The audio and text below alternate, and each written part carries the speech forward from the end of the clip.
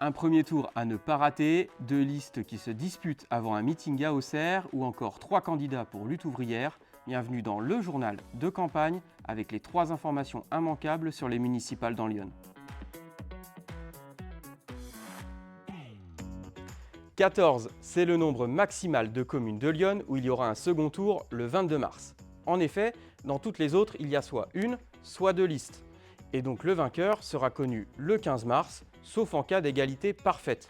Dans les 14 autres communes, il y a donc au minimum 3 listes. Et pour être élu, il faudra donc obtenir 50% des suffrages exprimés au premier tour ou au moins 10% pour accéder au second.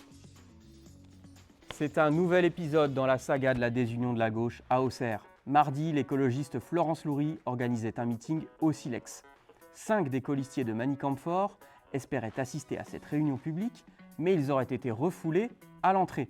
C'est en tout cas ce qu'a affirmé Valentin Andry, l'ancien membre d'Europe Écologie Les Verts et qui a rejoint Manicamfort et sa liste il y a déjà quelques mois. De son côté, l'équipe de Florence Loury était prête à accueillir 2 des 5 adversaires. Elle estimait que les autres étaient des fauteurs de troubles.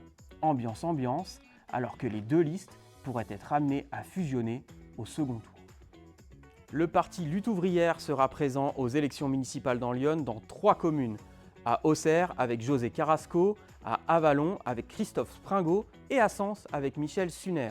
Un tour de force pour le parti qui veut défendre le camp des travailleurs parce qu'il arrive toujours à réunir le nombre de candidats nécessaires pour constituer des listes, ce que d'autres ont tenté mais n'ont pas réussi.